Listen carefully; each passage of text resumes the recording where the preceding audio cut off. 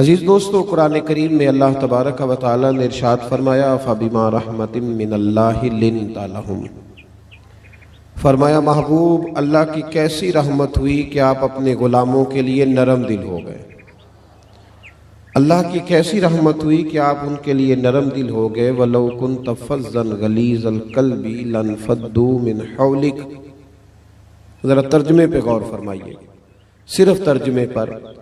فرمایا اللہ کی کیسی رحمت ہوئی کہ آپ ان کے لیے نرم دل ہو گئے۔ اگر ہوتے آپ سخت مزاج یا سخت دل تو محبوب وہ آپ کے پاس سے بکھر جاتے، وہ دائیں بائیں چلے جاتے، ٹوٹ جاتے۔ یہ اللہ کی کیسی رحمت ہوئی کہ آپ ان کے لیے نرم دل ہو گئے۔ اللہ تبارک و تعالی نے خاص کرم نوازی فرمائی کہ ہمارے محبوب علیہ السلام کو رحمت للعالمین بنایا ہے۔ جب کسی بیمار کا علاج کرنا ہوتا ہے تو سارا دار و مدار اس بات پہ نہیں ہوتا کہ اس کے مرض کی تشخیص صحیح ہو رہی ہے کہ نہیں ہو رہی۔ سارا دار و مدار اس بات پہ نہیں ہوتا کہ اس کو دوا اچھی مل رہی ہے کہ نہیں مل رہی۔ جب کسی بیماری کا علاج ہو رہا ہوتا ہے تو سب سے زیادہ جو چیز اثر انداز ہوتی ہے وہ اس کا معالج ہوتا ہے، وہ علاج کرنے والا ہوتا ہے۔ وہ علاج کرنے والا اس مریض کے ساتھ کتنا مخلص ہے، وہ اس کے مرض کو کتنا جانتا ہے، وہ کس ترتیب سے اس کو ڈیل کر رہا ہے، یہ چیزیں بڑی اثر انداز ہوتی ہیں۔ اگر کسی کو کوئی معالج اچھا مل جائے، غور کریں میری بات پر، اگر کسی کو کوئی معالج اچھا مل جائے تو سمجھیں اس مریض کا کام بن جاتا ہے۔ اسے اگر کوئی معالج عمدہ مل جائے، اگر کوئی شعیب آئے میسر، شبانی سے کلیمی 2 قدم ہے، اگر کسی کو اچھا معالج میسر آتا ہے اور وہ صحیح تشخیص کر کے اس کے مرض کا، اس کی بیماری کا علاج کرتا ہے، پھر اس شخص کا تندرست ہونا آسان بھی ہو جاتا ہے اور قریب بھی ہو جاتا ہے۔ نبی کریم صلی اللہ تعالی علیہ وسلم نے ایک بیمار اور پسماندہ معاشرے کا علاج فرمایا ہے، اور حضور علیہ الصلوۃ والسلام اس معاشرے کی طرف تشریف لائے جس کی بیماریاں اتنی سخت ہو گئی تھیں، اتنی سخت ہو گئی تھی، ان کی جہالت اتنی دور چلی گئی تھی کہ وہ بیٹی کو قتل کر کے دفن نہیں کرتے تھے۔ کسی کو مار کے دفن کرنا آسان ہے اور دنیا میں رائج ہے معاذ اللہ، لیکن وہ کیا کرتے تھے کہ وہ زندہ کوئی دفن کر دیتے تھے، مار کر بھی دفن نہیں کرتے تھے۔ اتنا بڑا ظلم کرتے تھے۔ کھڑے کھڑے جانور کو نیزہ مارتے تھے، پیاس لگی ہے تو نیزہ مار کے اس کا خون پی کے اپنی پیاس بجھا لیتے تھے۔ اتنے سخت گیر لوگوں کے بیچ آ کے حضور علیہ السلام نے جو تبلیغ کی، جو اشاعت دین فرمائی، تو اس کے لیے حضور علیہ السلام نے کڑوی دوائی کا بندوبست نہیں فرمایا، اس کے لیے سخت آپریشن نہیں کیے۔ آپریشن بھی کرنا پڑا بدر احد کی صورت میں، لیکن وہ بہت بعد جا کر حضور علیہ السلام نے اپنی نرم دلی سے، اپنی حکمت عملی سے، جب آپ کو سمجھ آ جاتی ہے نا کہ سامنے والا ان پڑھ ہے بیچارہ، ایک بدو ہے، ایک دیہاتی ہے، اس کی سمجھ بوجھ بہت زیادہ وسیع لوگوں جیسی نہیں ہے، بات کو بڑی جلدی قبول کرنے والی طبیعت نہیں ہے، پھر آپ اس ترتیب سے جب اس کو ڈیل کرتے ہیں، اس حساب سے جب آپ اس کی تشخیص کرتے ہیں تو پھر اس کے لیے بھی آسانی رہتی ہے اور آپ کے لیے بھی۔ نبی کریم صلی اللہ تعالی علیہ وسلم نے جو دین ہمیں دیا ہے وہ حکمت والا دین ہے۔ ادعو الی سبیل ربک بالحکمہ، فرمایا جب تم نے کسی کو دین کی طرف بلانا ہے تو دانائی کے ساتھ بلانا ہے، حکمت کے تحت۔ میری طرف دیکھیے آپ غور فرمائیے، میں آپ سے مخاطب ہوں۔ حکمت کے ساتھ بلانا، دانائی کے ساتھ۔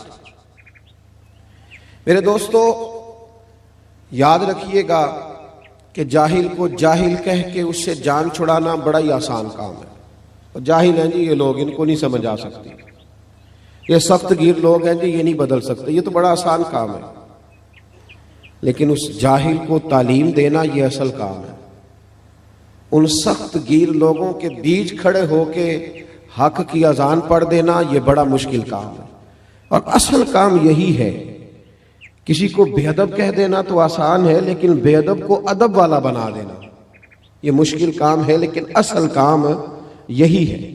نبی کریم علیہ الصلوۃ والسلام تشریف فرما ہے، بخاری مسلم دونوں میں حدیث موجود ہے۔ حضرت انس بن مالک فرماتے ہیں ہم بھی حاضر تھے، ایک شخص مسجد میں آیا، ابھی تو مسجدیں بنی ہیں، ابھی لوگوں کو آداب مسجد کا پتہ نہیں، مسجد کے اندر وہ شخص داخل ہوا تو اس نے آتے ہی مسجد میں پیشاب کرنا شروع کر دیا۔ صحابہ کہتے ہیں ہمیں اس پہ بڑا غصہ آیا، بڑا جلال آیا، اور چونکہ محبوب علیہ السلام تشریف فرما تھے تو ہم میں سے کسی نے کوشش نہیں کی، ورنہ آگے بڑھ کے شاید بہت ڈانٹا جاتا یا ممکن ہے اسے پیٹ بھی دیا جاتا، ہم آگے نہیں بڑھے۔ لیکن ایک شخص نے اس کو روکنا چاہا کہ کم از کم اب پیشاب نہ کرے، تو حضور نے فرمایا ٹھہر جاؤ، اب اسے پیشاب کر لینے دو۔ انسان کے لیے یہ مشکل کام ہے کہ اس کو اس وقت روک دیا جائے۔ اس نے مکمل پیشاب کر دیا۔ حضور صلی اللہ علیہ وسلم کا جاہل کو تعلیم دینے کا انداز تھوڑا نرالا ہے۔ تو میرے محبوب علیہ الصلوۃ والسلام نے جب دیکھ لیا کہ اس نے پیشاب کیا ہے تو حضور نے ایک صحابی سے کہا کہ بالٹی میں پانی لاؤ، تو وہ پانی لائے تو حضور نے فرمایا یہاں بہا دو، مسجد پاک ہو جائے گی۔ وہاں بہا دیا گیا۔ اب وہ شخص بڑا شرمندہ ہے، میری طرف توجہ فرمائیں بات پر، اب وہ شرمندہ ہے سامنے لیکن نا مسجدوں میں بیچارے کسی کا موبائل بج جاتا ہے نا تو انسان بھول بھی تو جاتا ہے نا، تو اگر اس کا موبائل غلطی سے بھی کسی کی بیل ہو گئی تو پھر جو اس کا حال ہوتا ہے، جو اس کا رمضان مبارک سے پہلے جو جمعہ آیا تو مجھے ایک صاحب نے پرچی تھمائی، ایک نوجوان نے، کہنے لگا حضرت رمضان آ گیا ہے تو ہم کچے نمازیوں نے بھی اب مسجد میں آنا ہے، تو ذرا پکے نمازیوں سے گزارش کیجئے گا کہ کچوں کو بھی تھوڑی جگہ دے دیں، یہ ہمیں گھورتے ہیں، کہتے ہیں آ گئے ہیں مہینے بھر کے نمازی، تو گھورے نہیں، آپ جو آیا ہے ذرا اسے آنے دیں، ذرا اسے قریب کریں، اسے ذرا موقع دیں، آیا ہے نا، آئے گا تو انشاءاللہ بنے گا۔ حضور صلی اللہ علیہ وسلم نے پانی بہا دیا، پھر اس بدو کا ہاتھ پکڑ کے فرمایا کہ یہ مسجدیں پیشاب کے لیے نہیں ہیں، یہ غلاظت کے لیے نہیں ہے، یہ پاک جگہ ہے، یہاں سجدہ کیا جاتا ہے۔ وہ گھبرایا ہوا شخص، ٹوٹا ہوا آدمی، اس نے آنکھیں کھول کے حضور کا چہرہ انور دیکھا اور عرض کرنے لگا حضور مجھے خبر نہیں تھی، آج کے بعد میں احتیاط بھی کروں گا اور مسجد کا ادب بھی کروں گا۔ تھوڑا سا زمین پہ چل کے، زمین پہ چلنے والوں کے دکھوں کو سمجھنا چاہیے۔ نیچے اتر کر جو آدمی ہوا میں وقت گزارتا ہو اور زمین پر چلنے والوں کے بارے میں تبصرہ کرتا ہو، اس کے لیے ذرا مشکل ہو جاتا ہے۔ زمین پہ اتر کر لوگوں کی تربیت کا ماحول بنانا، ایسے لوگوں کے ساتھ جو بالکل دور ہیں انہیں قریب لانے کی کوشش کرنا، ان پر تھوڑی سی محنت کرنا، تھوڑی سی ان پر جد و جہد کرنا۔ اور مجموع کا اور اجتماعات کا شوق تو آج ہوا ہے نا، میرے نبی کریم علیہ السلام کے سامنے ایک شخص بھی بیٹھ کر دین کی بات پوچھتا تھا تو حضور اسی طرح بتاتے تھے جس طرح ہزاروں کے مجمع میں بیان کیا جاتا ہے۔ اور حضور نے ایک ایک شخص سے، صحابہ کہتے ہیں بعض اوقات ایک شخص آتا، وہ بات پوچھتا، چلا جاتا، پھر کچھ دنوں کے بعد آتا، پھر دوبارہ وہی بات پوچھتا تو حضور اسے اسی طرح بتاتے، پھر وہ کچھ دنوں کے بعد آتا۔ ہو سکتا ہے مجھ سے پوچھے تو میں ماں بدولت ناراض ہو جائیں کہ تجھے کل ہی تو بتایا تھا، ہو سکتا ہے وہ دوبارہ پوچھے تو میں کہوں کہ بھائی میں تیرے لیے فارغ نہیں ہوں، مجھے اور بھی کچھ کام ہے۔ لیکن جتنی دفعہ کوئی آیا، جب آیا اور جو اس نے پوچھا، میرے محبوب نے جھولی بھر کے عطا فرمایا۔ حضور صلی اللہ تعالی علیہ وسلم کا یہ رویہ تھا۔ ہمارے ہاں بھی لوگ خیرات لینے آتے ہیں تو بہت بڑا بھی جو سخی ہوتا ہے نا رمضان میں، اس کے دروازے پہ آ کے صبح 9 بجے غریب بیٹھتے ہیں زکوٰۃ دینے آئے۔ میرا یہ خیال تھا کہ آج آپ مجھے لائیو ہی سنتے، موبائل کی آنکھ سے نہ ہی دیکھتے، یہ میری خواہش تھی۔ ان کو کبھی کبھی چھوڑنا بھی چاہیے نا جی، اتنا فرض تھوڑی ہو گیا ہے، اس کو کبھی چھوڑنا بھی چاہیے، اس کو چھوڑیں۔ اور ویسے بھی میں نے کہا تھا کل بھی ایک جگہ پہ کہ ہے دل کے لیے موت مشینوں کی حکومت، احساس مروت کو کچلتے ہیں آلات، تھوڑی دیر ہم سے یاری لگائیں نا آپ لوگ اور مسکرائیں، تھوڑا سا خوش ہو کے بات سنیں، اللہ آپ کو اجر عطا فرمائے۔ اس کو سنبھال کے رکھا کریں، گم بھی ہو جاتا ہے کئی دفعہ، اللہ تعالیٰ آپ کو جزا عطا فرمائے۔ میری بات پہ غور فرمائے میرے بھائی، سید عالم صلی اللہ تعالیٰ علیہ وآلہ وسلم، حضور صلی اللہ تعالیٰ علیہ وسلم، ہم سے بھی لوگ مانگنے آتے ہیں نا بھائی، صبح 9 بجے بیچارے غریب لوگ آ جاتے ہیں رمضان میں سیٹھ صاحب کے دروازے پہ، تو پھر جب وہ کہتے ہیں نا زکوٰۃ لینے والی عورتیں آئی ہیں 9 بجے کی بیٹھی ہیں، تو 12 بجے سیٹھ صاحب اٹھتے ہیں، پھر اندر سے پیغام آتا ہے کہ ٹوتھ پیسٹ کر رہے ہیں، ابھی آتے ہیں۔ پھر تھوڑی دیر کے بعد خبر ملتی ہے کہ وہ 2-3 اخباریں بھی پڑھیں گے، چونکہ سارا دن ملکی حالات پہ تبصرہ بھی تو کرنا ہے نا۔ پھر تھوڑی دیر کے بعد خبر آتی ہے کہ وہ جو ملازم ان کا بریڈ لایا تھا وہ ٹھنڈا تھا، اب تازہ لینے گئے، باہر غریب لینے آیا ہے، اور جو لینے آیا ہے اتنا ہی ہمارے لیے کافی نہیں کہ رب کریم نے کسی کو ہمارے دروازے تک بھیج دیا ہے، یہ بہت کافی نہیں تھا۔ اور اس کے باوجود بھی جب وہ باہر آتے ہیں تو پھر وہ کہتے ہیں تم لوگ تو سونے بھی نہیں دیتے، خیرات لینے آئے ہو کہ جان لینے آئے؟ پھر بھی، اور پھر لوگوں کو چیک کیا جاتا ہے، تم وہی تو نہیں ہو جو صبح بھی آئی تھی، تم وہی تو نہیں ہو۔ امام شافعی سے کسی نے کہا تھا، امام شافعی سے، کہ حضور میرا بھی دینے کو دل کرتا ہے پر مستحق بندہ نہیں ملتا، تلاش کرتا ہوں کوئی ایسا ملے تو دوں۔ تو آپ مسکرائے، تو اس نے کہا حضور مسکرائے کیوں ہیں؟ تو آپ فرمانے لگے تو بتا جو اللہ نے تجھے دیا ہے تو اس کا مستحق تھا؟ مجھے تو بھی مستحق نہیں لگتا۔ 50,000 پکڑ کر کسی بہت بڑے عالم کو جا کر لوگ کہہ دیتے ہیں بہت دفعہ، عالم یہ پیسے میں نے لگانے ہیں، مجھے بتائیے کہ مسجد میں ادارے میں کون سا کام ہونے والا ہے۔ یعنی اس عالم کو، شیخ کو بھی اتنا دیانتدار نہیں سمجھا جاتا کہ وہ 50,000 کہیں کھا نہ جائے۔ جب یہ رویے قوموں کے ہوتے ہیں تو پھر کیسے تربیت ہوتی ہے؟ میرے مصطفیٰ کریم کا بھی انداز دیکھیں، یہ بخاری ہے، یہ مسلم ہے۔ حضرت انس بن مالک فرماتے ہیں کہ حضور علیہ السلام نے نا سرخ دھاری دار چادر لی اور حضور نے کندھے پہ رکھی۔ سخت دھاری دار چادر نجران سے آیا کرتی تھی تو ذرا سخت ہوتی تھی، کچھ کپڑے سخت ہوتے ہیں نا۔ فرماتے حضور گزر رہے تھے تو ایک آدمی آیا بھکاری، اس نے حضور کی چادر کو پکڑا پیچھے سے، اسے طریقہ نہیں آتا نا ابھی مانگنے کا، چادر کو پکڑ کے نا یوں کھینچا حضور کی توجہ کرانے کے لیے، جیسے کوئی بچہ کسی وقت پیچھے سے پکڑ کے دامن کھینچتا ہے، کھینچا۔ تو حضرت انس بن مالک فرماتے ہیں کہ اس زور سے اس نے کھینچا کہ حضور کی گردن پر میں نے نشان پڑا ہوا دیکھا، نازک وجود اطہر، نشان پڑ گیا۔ تو حضور نے جب پلٹ کر اس کی طرف دیکھا تو وہ کہنے لگا اے محمد صلی اللہ علیہ وسلم، میں کچھ مانگنے آیا ہوں، مجھے کچھ دیجئے۔ میرا تو دروازہ بھکاری زور سے بجا دیتا تو میں اسے ڈانٹ دیتا، یہ کوئی طریقہ ہے؟ خیرات لینے آئے ہو، قرضہ لینے آئے ہو؟ لیکن جب اس نے کہا نا حضور کچھ دیجئے، تو حدیث کے لفظ یہ ہیں فَالْتَفَتَ إِلَيْهِ فَضَحِكَ۔ حضرت انس کہتے ہیں قربان جاؤں، محبوب نے جب اس کی طرف دیکھا تو حضور نے مسکرانا شروع کر دیا۔ یہ بڑا مشکل کام ہے کہ کوئی گلے میں چادر ڈال کے کھینچے اور انسان مسکرائے، لیکن بریلی کے امام فرماتے ہیں جس کے گچھے سے لچھیں جڑے نور کے، ان ستاروں کی نزہت پہ لاکھوں سلام، ان کے خطبے کی ہیبت پہ بے حد درود، اور ان کی باتوں کی لذت پہ لاکھوں سلام، اور جس کی تسکین سے روتے ہوئے ہنس پڑے، جس کی تسکین سے روتے ہوئے، کہتے ہیں حضور ہلکا سا تسکین کرتے تھے، پورا مسکراتے بھی نہیں تھے، تو رونے والا ہنسنا شروع کر دیتا تھا۔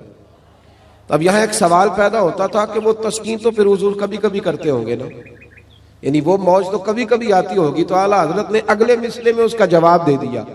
فرمانے لگے ایسا نہیں تھا کہ پھر لوگوں کو انتظار کرنا پڑتا تھا کہ حضور مسکرائیں گے تو روتے ہوئے ہنسیں گے۔ فرمایا نہیں، جس کی تسکین سے روتے ہوئے ہنس پڑے اس تبسم کی عادت پہ لاکھوں سلام۔ اس مسکراہٹ کے لیے انتظار نہیں کرنا پڑتا، بلکہ یہ تو ہر وقت بہتی رہتی ہے، یہ تو حضور کی عادت ہے۔ اس تبسم کی عادت پہ لاکھوں سلام۔ فَالْتَفَتَ إِلَيْهِ فَضَحِكَ، حضور نے توجہ فرمائی تو مسکرائے۔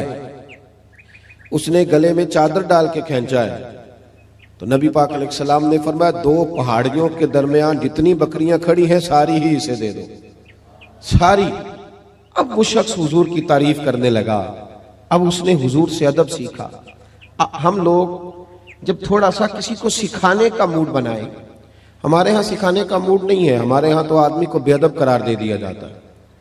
ہم کسی شخص کی تربیت نہیں کرتے بلکہ اس کو کہتے ہیں تجھے پتہ نہیں ہے چلنا کیسے تھا، آنا کیسے تھا، بیٹھنا کیسے تھا. بھئی آپ پہلے سکھا لیں، تعلیم دے لیں، اس کو پہلے آپ باخبر کریں، اس کے بعد اگر کبھی جھڑکنا ہو اپنے شاگرد کو، بیٹے کو، سلسلہ طریقت میں آنے والے کو آپ تنبیہ کر سکتے ہیں، لیکن لوگوں کو اس رویے کے ساتھ. بڑی خوبصورت حدیث لکھی ہے قاضی اجاز رحمت اللہ تعالی علیہ نے شفا شریف میں، بڑی خوبصورت. فرماتے ہیں کہ ایک بدو نا حضور کی بارگاہ میں کچھ لینے آ گیا، خیرات لینے آیا. رات کا وقت تھا تو حضور صلی اللہ علیہ وسلم نے کچھ عطا کیا. جب اس نے حضور نے کچھ دیا نا تو اس نے بڑی سخت بات کی، بڑی سخت بات کی. حضور نے کچھ دیا تو کہنے لگا کہ یا رسول اللہ صلی اللہ علیہ وسلم میں نے تو بڑی تعریف سنی تھی، معاذ اللہ ثم معاذ اللہ نقل کفر کفر نہ باشد. کہنے لگا میں نے تو بڑی تعریف سنی تھی، آپ نے تو کچھ بھی نہیں دیا. حالانکہ حضور تو جس کو ایک قطرہ عطا کرے اس کی تو نسلوں کی بھوک بھی ختم ہو جاتی ہے. لیکن دیہاتی تھا نا، ان پڑھ ہے، ابھی بدو ہے، آداب نہیں جانتا. میں نے تو بڑی تعریف سنی تھی، تو یہ آپ کیا دے رہے ہیں، یہ آپ نے کیا کیا؟ حضرت عمر فاروق رضی اللہ تعالیٰ عنہ موجود تھے تو جناب عمر نے تلوار پر ہاتھ رکھا، اس بے ادب کو قتل کریں گے. حضور نے فرمایا عمر ٹھہر جا، جلدی نہ کر. حضرت عمر فاروق رضی اللہ تعالیٰ عنہ کہتے حکم پا کے میں ٹھہر گیا تو حضور نے اس بدو کا دامن پکڑا، حضور گھر لے گئے. گھر لے جا کے حضور نے اسے کچھ اور دیا. فرمایا آپ کیا خیال ہے؟ کہنے لگا تھوڑا اور مل جائے تو اچھا ہے. حضور نے تھوڑا اور دیا، پھر اور دیا، پھر اور دیا. اب تنگی یہ داماں پہ نہ جا، اور بھی کچھ مانگ. جب حضور نے بڑا نوازا نا، کہنے لگا یا رسول اللہ بس کریں، اب تو مجھ سے اٹھایا بھی نہیں جائے گا، اب نہیں اٹھایا گا. اور ایک روایت یوں بھی ہے کہ وہ مسلمان بھی نہیں تھا. حضور اٹھایا نہیں جائے گا، بس کریں. حضور نے فرمایا اب تیرا میرے بارے میں کیا خیال ہے؟ تو عرض کرنے لگا یا رسول اللہ میں نے تیز آندھی، اتنی طوفان اتنا تیز چلتا نہیں دیکھا جتنی آپ کی سخاوت تیز چلتے ہوئے دیکھی ہے. حضور نے فرمایا مسجد میں تم نے میرے صحابہ کے سامنے جو کہا نا اس سے ان کے دل ٹوٹ گئے. یہ لفظ اگر تم مسجد میں جا کے بیان کرو گے نا تو ان کے دل جڑ جائیں گے. اب اس فکرے کو سمجھیے گا، جب اس نے کہا کہ حضور نے کم دیا تو دل ٹوٹے، دل ٹوٹے. یعنی محبوب امت کو یہ درس دے رہے ہیں کہ جب تم نے کہا نا نہیں دیتے تو امت کا دل ٹوٹتا ہے، اور جب تم کہتے ہو نا حضور بڑا دیتے ہیں تو دلوں میں خوشی داخل ہوتی ہے. کون دیتا ہے دینے کو منہ چاہیے، دینے والا ہے سچا ہمارا. نبی کریم صلی اللہ تعالی علیہ وسلم اسے مسجد میں لائے. خاص غور فرمائیے، مسجد میں لا کر کے حضور علیہ السلام نے فرمایا وہی بات کرو، اب کہو کیا کہتے ہو. تو انہوں نے صحابہ کے مجمع میں کہا کہ لوگوں میں نے آندھی اور طوفان کو اتنا تیز چلتے نہیں دیکھا جتنا حضور کی سخاوت کو تیز چلتے دیکھا ہے. صحابہ خوش ہو گئے. اب یہاں حضور نے ایک مثال بیان کی جو بڑی ہی میٹھی ہے اور میرے اور آپ کے لیے بڑی تسلی کا باعث ہے. محبوب علیہ السلام فرمانے لگے عمر اگر تم اسے اسی عقیدے پہ قتل کر دیتے جو اس نے پہلے بات کی تھی تو یہ دوزخ میں جاتا، اور جو اب جملے بول رہا ہے اگر اس بات پر دنیا سے جائے گا تو اللہ اسے جنت عطا کرے گا. حضور نے ایک مثال دی. محبوب فرمانے لگے میری اور تمہاری مثال اس آدمی کی طرح ہے جس کی اونٹنی بھاگ گئی تھی، اس کی ناک سے نکیل نکل گئی تھی. بہت سارے لوگ اس کو پکڑنے کے لیے دوڑے، کوئی اسے نیزہ مارتا تھا، کوئی ڈنڈا مارتا تھا، کوئی چھڑی مارتا تھا. اونٹنی کو جیسے جیسے لوگ پکڑنے کے لیے بھاگتے تھے وہ بدکتی تھی، آگے جاتی تھی، حتیٰ کہ وہ لہو لہان ہو گئی، تھک گئی، پریشان ہو گئی. محبوب فرمانے لگے پھر اچانک اس کا اپنا مالک آ گیا، اس اونٹنی کا اپنا مالک آیا اور لوگوں سے کہنے لگا پیچھے ہٹو، یہ تم نے میری اونٹنی کا کیا حال کیا. اس نے تھوڑا سا چارہ زمین سے اٹھایا اور جیسے ہی اونٹنی کو دکھایا وہ دوڑتی ہوئی آئی، دوڑتی ہوئی مالک کے پاس آئی. اس شخص نے اس کی پشت پر ہاتھ پھیرا بغیر کسی کی مدد کے. خاص غور کریں بات پر، خاص توجہ کریں، بغیر کسی کی مدد کے اونٹنی کی ناک میں نکیل ڈالی اور پھر لوگوں سے کہنے لگا تم نے بڑا ظلم کیا، میری اونٹنی کو تنگ کیا، اونٹنی میری ہے تو سنبھالنے کا طریقہ بھی مجھے ہی آتا ہے۔ گویا حضور فرمانے لگے امت بھی میری ہے، یہ امت میری ہے تو سنبھالنے کا طریقہ بھی مجھے ہی آتا ہے۔ رب حبلی امتی کہتے ہوئے پیدا ہوئے تو حق نے فرمایا کہ بخشا الصلاۃ والسلام۔ یہ طریقہ سیکھے امت کو سنبھالنے کا، یہ حضور نے ہمیں طریقہ دیا، امت کو سنبھالنے کا طریقہ سیکھے۔ کیا بہت گرجدار آواز کے ساتھ لوگوں کو سنبھالا جائے گا؟ کیا کسی شخص کو متکبر کہہ کے پھر اسے چھوڑ دیا جائے گا کہ وہ تکبر میں بڑھ جائے؟ کسی شخص کو دنیا دار کہہ کے اسے چھوڑ دیا جائے گا کہ جو مرضی کرتا رہے؟ کسی شخص کو بہت زیادہ گناہوں میں الجھا ہوا دیکھ کر چھوڑ دیا جائے گا؟ نہیں، حکمت کے ساتھ اس کا علاج کیا۔ دیکھیں نا، حضور کی بارگاہ میں آ کے ایک شخص نے کہا تھا یا رسول اللہ صلی اللہ تعالی علیہ وآلہ وسلم، حضور میں کلمہ پڑھنا چاہتا ہوں، امام راضی اس حدیث کو لائیں، میں حضور کلمہ پڑھنا چاہتا ہوں لیکن میری کچھ بری عادات ہیں جو مجھ سے چھوٹتی نہیں۔ تو حضور نے فرمایا کون کون سی؟ ہم لوگوں نے تو لوگوں کو کاٹ دیا لوگوں کو، یہ نشہ کرتا ہے، رشتہ دار ہو کے بھی ہمارا کوئی تعلق نہیں، اسے اٹھاؤ کسی ہاسپٹل میں لے جاؤ تاکہ بیچارہ دوبارہ سے دنیا میں آ جائے۔ کسی سے غلطی ہو جاتی ہے تو لوگ اسے کاٹ ڈالتے ہیں، بلکہ اس طرح کرتے ہیں کہ معاشرے سے کاٹ دیا جاتا ہے۔ جب آپ پیار کریں گے، ان لوگوں کو واپس لائیں، یہ پھر سے سوسائٹی کا حصہ بنے گا۔ امام راضی کہتے ہیں کہ اس شخص نے آ کے عرض کی یا رسول اللہ صلی اللہ علیہ وسلم، میرے اندر کچھ بری عادات ہیں جو میں چھوڑ نہیں سکتا، تو ان کے ہوتے ہوئے میں کیسے کلمہ پڑھوں؟ حضور نے فرمایا بیان کرو۔ عرض کرنے لگے یا رسول اللہ صلی اللہ علیہ وسلم، میں معاذ اللہ تعالی ناجائز فعل کا، عورتوں سے ناجائز تعلق رکھنے کا بھی عادی ہوں۔ حضور میں چوری بھی کر لیتا ہوں، معاذ اللہ شراب بھی پی لیتا ہوں، اور چوتھی بات یہ کی کہ حضور جھوٹ بولنے کا بڑا عادی ہوں۔ حضور ان گناہوں کی بڑی کوشش کی ہے پر یہ جان چھوٹتی نہیں، ان کی موجودگی میں کیسے کلمہ پڑھوں؟ میرے مصطفیٰ کریم مسکرائے۔ حضور نے فرمایا ایک چھوڑ دو گے؟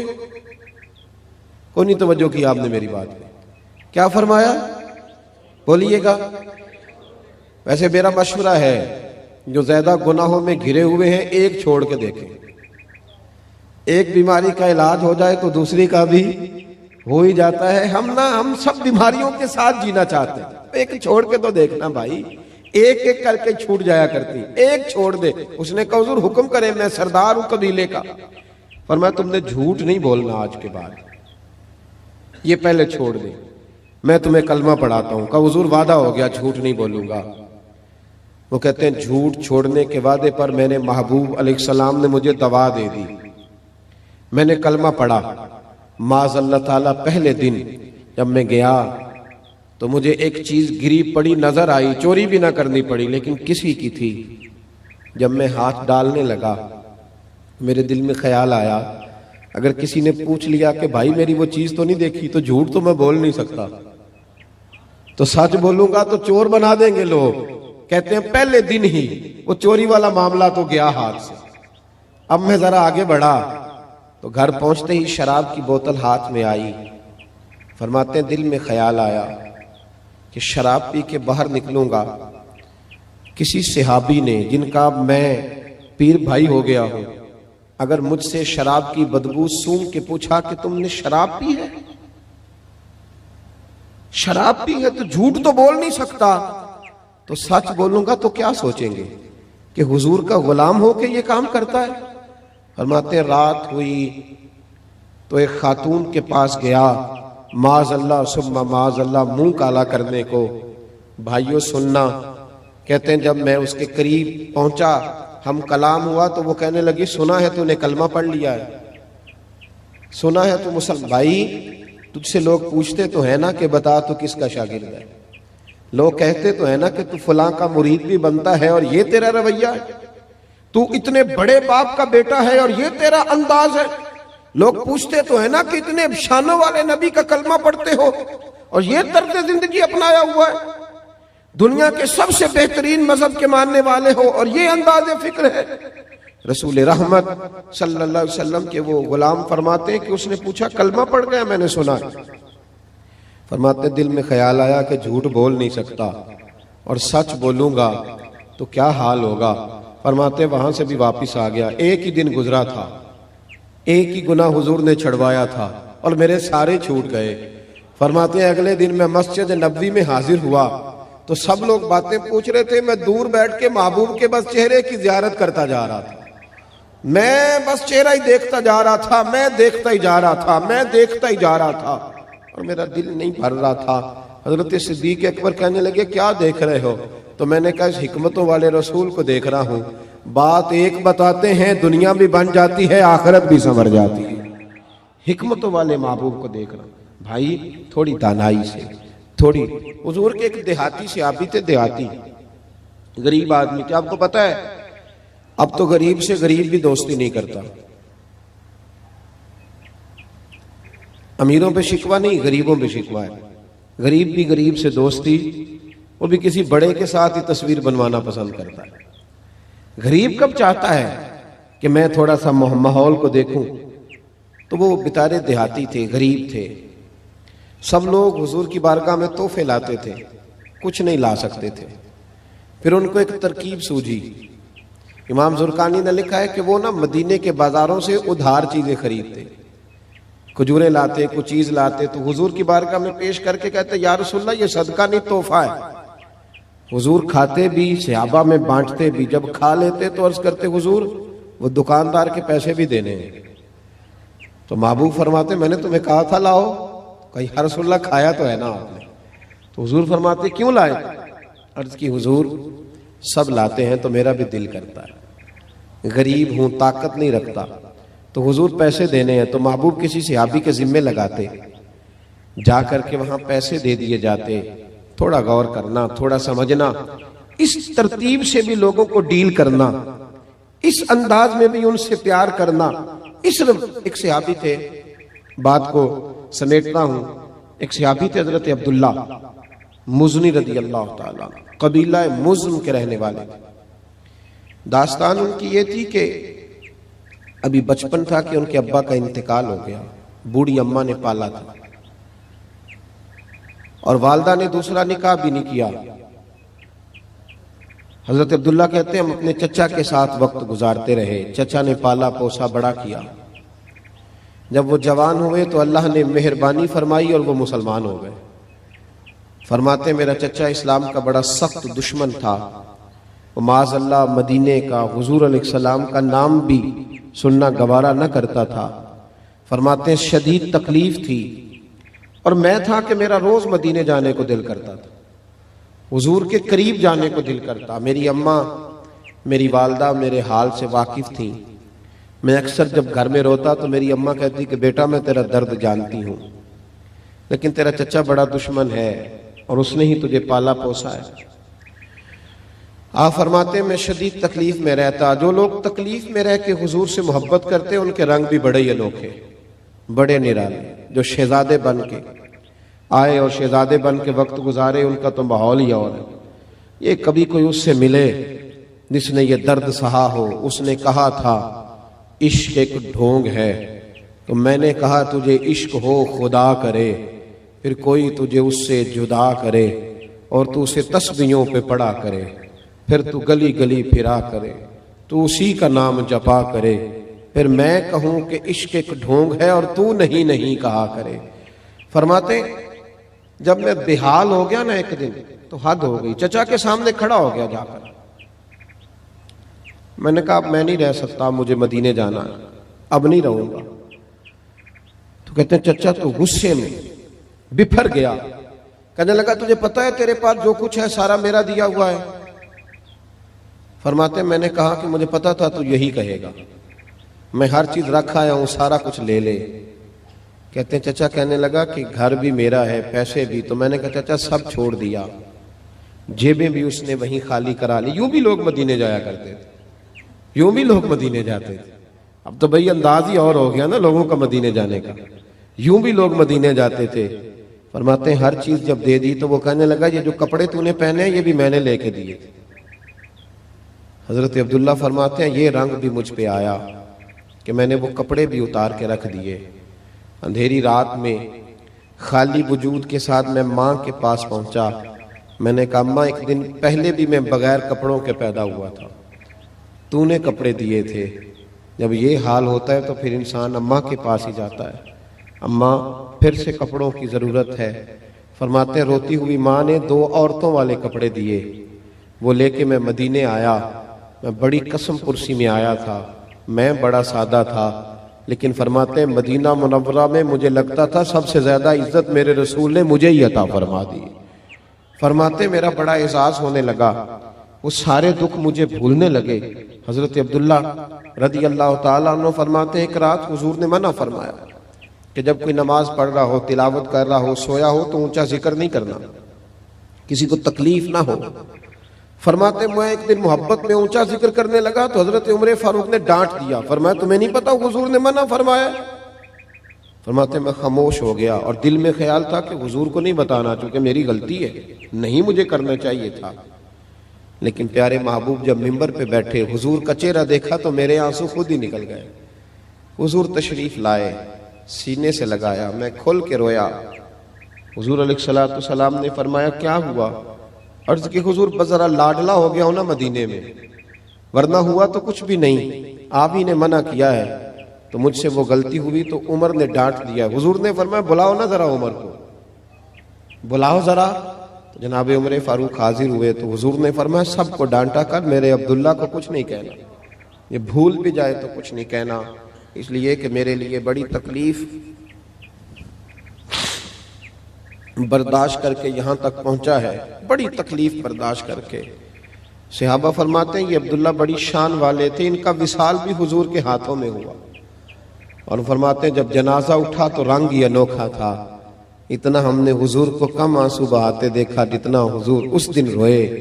اور فرماتے ہیں مدینے میں رواج تھا کہ جو اپنے ہوتے تھے وہ قبر میں لحد میں اتارا کرتے تھے, لحد میں عشق رخ شاہ کا داغ لے کے چلے, اندھیری رات سنی تھی چراغ لے کے چلے, اپنے اتارا کرتے تھے. لیکن ان کا تو اپنا تھا ہی کوئی نہیں مدینے میں, کون لحد میں اتارے گا؟ حضرت ابو بکر صدیق اترے, حضرت سیدنا عمر فاروق اترے کہ ہم قبر میں اتارتے ہیں. لیکن ہم نے غریبوں کے ساتھ, ان لوگوں کے ساتھ حضور کی محبت کا یہ نرالا انداز دیکھا. محبوب نے فرمایا تم نکل آؤ. حضور کون اترے گا؟ فرمایا تم نکلو قبر سے. فرماتے یہ دونوں نکل آئے تو مصطفیٰ کریم خود قبر میں اتر گئے اور حضور نے اپنے دونوں ہاتھوں پہ انہیں رکھا. اور پھر حضور نے جب انہیں لحد میں اتارا, حضرت بیدم شاہ وارسی سے کسی نے کہا تھا کہ جب قبر میں جاؤ گے تو کیا ہوگا؟ حضرت بیدم شاہ وارسی کہتے ہیں کہ میں جب قبر میں جاؤں گا نا تو فرشتے ٹٹولیں گے کہ کیا لے کے آیا ہے. انہیں کچھ بھی نہیں ملے گا میرے مرنے کے بعد, اگر کچھ ملے گا تو میرے مصطفیٰ کی محبت کا داغ ملے گا. حضرت فرمانے لگے پسے مردن فرشتوں نے جو تلاشی لی تو کیا نکلا؟ تھا ہی کچھ نہیں. کیا نکلنا تھا؟ تھا ہی کچھ نہیں. نافرمانی ہی نافرمانی تھی, جرم ہی جرم تھا, خطا ہی خطا تھی, کیا نکلنا تھا؟ فرماتے پسے مردن یعنی مرنے کے بعد فرشتوں نے جو تلاشی لی تو کیا نکلا؟ فقط ایک دل کے گوشے سے خیال مصطفیٰ نکلا. بس حضور کا ایک خیال نکل آیا, اس کے علاوہ تھا ہی کچھ نہیں, تو کیا نکلنا تھا؟ حضرت عبداللہ رضی اللہ تعالیٰ عنہ کو محبوب نے لحد میں اتارا تو صحابہ کہتے ہیں ان کے مقدر پہ رشک آ رہا تھا.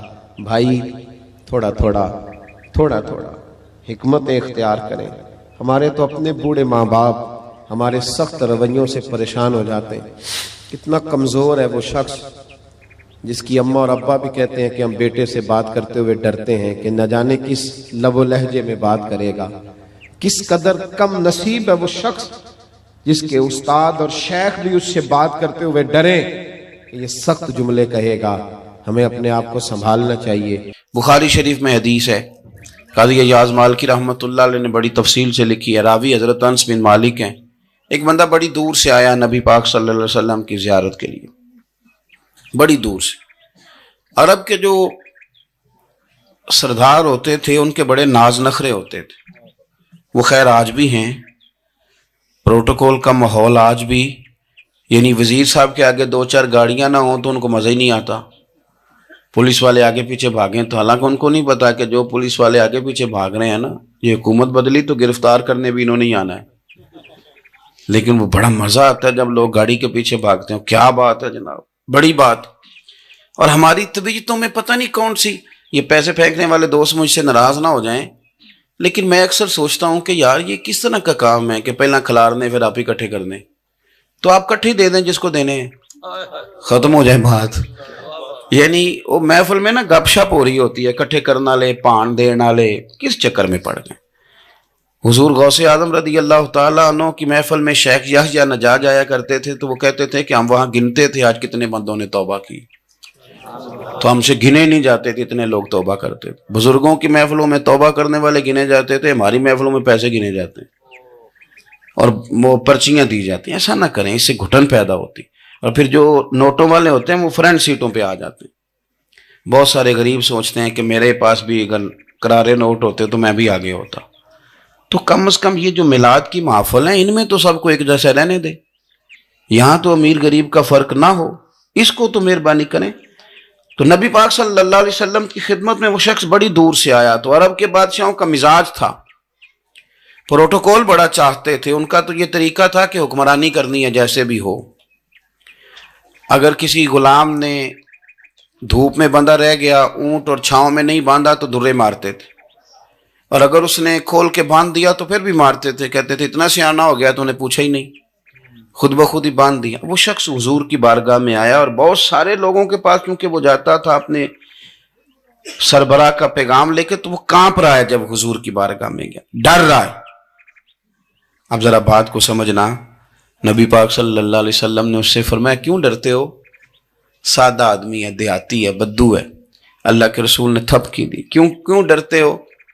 तो कहते हैं हुजूर मुझे आदाब नहीं आते और मुझे डर आता है, कोई बात अगर ऐसी हो गई, आप मदीने की हुकूमत के सरबराह हैं, तो कहीं आप नाराज ना हो जाएं।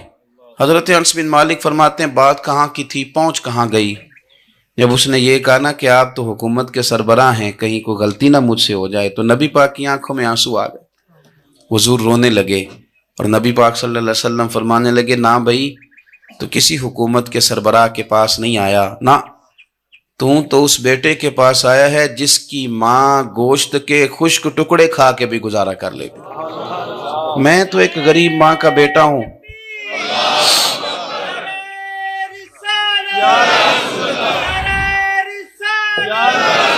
भाई अगर आपका ये ज़ौक बन जाए, देखो ना आज तो लोग भूल जाते हैं ना, कपड़े बदल लेते हैं तो वो समझते हैं कि शायद सारा कुछ ही बदल गया। यानी गांव से आकर पढ़ने वाले भूल ही गए हैं कि किसकी माँ ने कितना जेवर बेचा। लोग भूल जाते हैं चीज़ों को, अपने माजी को याद रखें। आप लोगों के साथ प्यार करें, आप लोगों को मौका दें, आप थोड़ी सी और कोशिश करें उस शख्स तक जाने की जो आपको मायूस नजर आ रहा है, परेशान नजर आ रहा है। ये हमें मिलाद वाले महबूब सल्लल्लाहु अलैहि वसल्लम ने दरस दिया। एक और पहलू, हुजूर सैयद आलम सल्लल्लाहु अलैहि वसल्लम ने, हमारे यहाँ ना अभी भी बरादरी की तकसीम है, अभी भी, और कुछ मैंने ऐसे कमजोर लोग भी देखे, ये इस तरह की हरकतें हारे हुए लोग करते हैं। हारे हुए लोग जो अपने आप को समझते हैं कि मैं को बड़ा आदमी हूं। बड़ा आदमी तो अपने अखलाक से होता है, अपने किरदार से होता है, अपनी सखावत से होता है, लोगों से प्यार करने से होता है। बाकी ये कि बैठ के कहानी सुनाना कि मैं बड़ा कुछ करता हूं, तो जो कुछ करता होता है उसे सुनाने की कोई ज़रूरत है। एक और बहुत सारे लोग आप ताज़ियत करने जाए ना वालिद के इंतकाल के बाद, तो उन बेचारों को बताना पड़ता है कि अब्बा जी मेरे बगैर दवाई नहीं खाते थे। तो मैं कहता हूँ अगर तेरे बगैर नहीं खाते थे फिर बताने की ज़रूरत नहीं, फिर तो सारे गाँव को पता होगा कि तेरे बगैर नहीं खाते थे। और अगर कोई दाल में काला है तो फिर तेरी वजाहत कोई बंदा कबूल नहीं करेगा। तो आपको बताना क्यों पड़ रहा है और आप बार बार इस बात का जिक्र क्यों कर रहे हैं कि हम बहुत बड़े कबीले के हैं? साहब अगर आप बड़े कबीले के हैं तो पता होगा सारे इलाके को आप कितना लोगों का ख्याल करते हैं, आप किस कदर मोहब्बत करते हैं, आपका अंदाज करीमाना किस तरह का। फिर आपको बताने की कोई ज़रूरत नहीं होती, फिर खुद ब खुद खबर होती है। हजरत सैयदना अबू ज़र ग़िफ़ारी रदी अल्लाह तआला अन्हु, कबीला बनु गफ़ार एक बड़ी शाख थी कबीलों में से। जो लोग उस जमाने में मालदार कबीलों से ताल्लुक रखते थे उनमें से एक बड़ा नाम था। सारी जिंदगी चौधराहट की, لیکن میلاد ایک انقلاب کا نام ہے.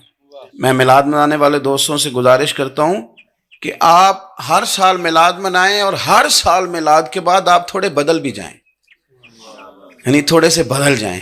کچھ لوگ کہیں یار یہ داڑھی میں نے نا 12 ربیع الاول والے دن رکھی تھی، یہ میری میلاد والی داڑھی ہے. اور داڑھی رکھیں بھی نبی پاک کی مرضی کی. کس کی مرضی کی؟ نہ ناراض ہو جائے جی میں ٹور چلا بس. کس مرضی کی جی؟ اپنی مرضی کے نہیں. داڑھی کا وزن کو نہیں ہوتا کہ پوری مٹھی رکھیں گے تو آپ کو کوئی دقت ہوگی، کوئی وزن نہیں. پوری رکھیں، جو حضور کا طریقہ مبارکہ ہے جو ہمیں ملتا ہے اس پر آپ توجہ فرمائیں. تو میں جو بات عرض کرنے جا رہا ہوں وہ میلاد انقلاب ہے.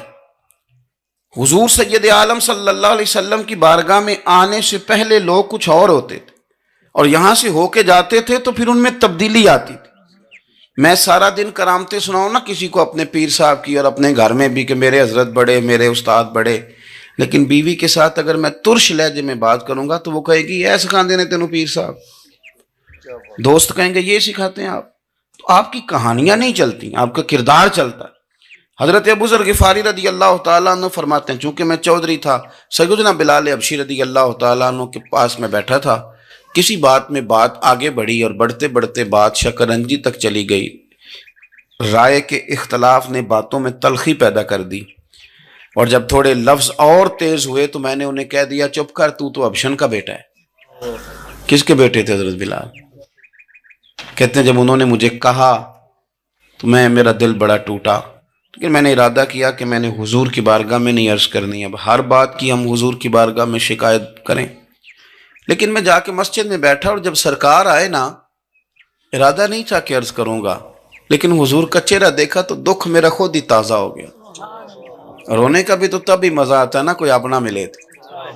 فرماتے ہیں کہ میرے آنسو نا بغیر اختیار کے چھلک پڑے اور میں کھل کے روئے، کھل کے.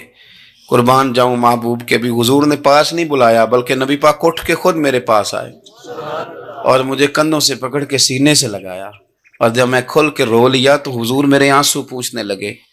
کچھ شعر ایسے ہوتے ہیں جو کسی نے کہے ہوتے ہیں اور کہنے والا جو ہوتا ہے وہ صاحب حال ہوتا ہے تو اس میں کچھ خوبصورتی زیادہ ہی ہو جاتی ہے. ایک پنجابی کے شاعر ہمارے گجرات میں گزرے، بزرگ تھے، ان کا ایک شعر ہے. وہ کہتے ہیں ایک واری میری آنکھیاں چوں اونا نے اتھرو پونجے سن. ایک واری میری آنکھیاں چوں اونا نے اتھرو پونجے سن، ہن تے چسکا پہ گیا رونے دا.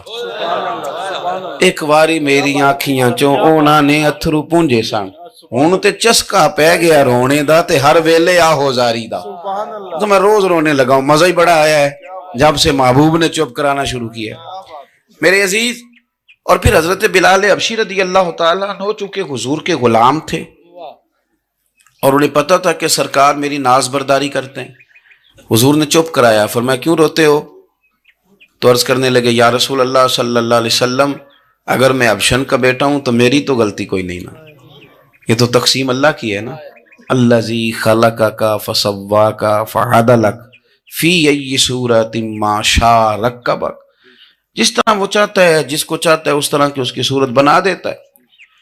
تو مجھے ابشن کا بیٹا کہا جاتا ہے، میری غلطی کیا ہے؟ حضرت بلال نے بھی نہیں بتایا کس نے کہا، لیکن نبی پاک صلی اللہ علیہ وسلم نے کیا فرمایا. امام یوسف صالحی نے لکھا ہے، ذرا غور کرنا بات پر، تسلیاں لوگ اور رنگ میں بھی دیتے ہیں پر یہ تسلی بڑی انوکھی ہے. حضور فرمانے لگے بلال اگر تو ابشن کا بیٹا تو پریشان کیوں ہوتا ہے؟ کالے رنگ والی ماں کا بیٹا ہے تو پریشان کیوں ہوتا ہے اگر تیری والدہ کا رنگ کالا ہے تو؟ عرض کی حضور آپ کیا فرمانا چاہتے ہیں؟ تو سرکار فرمانے لگے میں 2 ماؤں کا بیٹا ہوں، ایک جناب آمنہ جنہوں نے مجھے پیدا کیا اور ایک حضرت ام ایمن جنہوں نے میری پرورش کی، مجھے بڑا کیا. حضور فرمانے لگے میری ماں آمنہ کا رنگ گورا تھا اور میری ماں ام ایمن کا رنگ کالا ہے. تو فرمایا اگر تجھے کسی نے کالے رنگ والی ماں کا بیٹا کہا تو اسے کہہ دینا مدینے والی محبوب کے بھی تو ایک والدہ کا رنگ کالا ہے، تو کہہ دینا. حضرت بلال کہتے ہیں کہ وہ اس طرح کی تسلی تھی، طفل تسلیاں نہیں جس طرح کی ہمیں دی جاتی، وہ اس طرح کی خوبصورت تسلی تھی کہ اس کے بعد میرا دل ایسا ٹھنڈا ہوا، پھر کسی کا تانا نہیں رہا، پھر کسی کی تکلیف نہیں رہی. رسول پاک صلی اللہ تعالی علیہ وسلم نے یہ جو آج تقسیم ہے ہمارے ہاں اونچ نیچ کی، چھوٹے بڑے کی، ذات برادری کی، حضور فرماتے ہیں میں نے پاؤں کے نیچے رکھ کے کچل دی، اب اس کا کوئی سٹیٹس نہیں رہا، اب یہ کوئی معاملہ نہیں.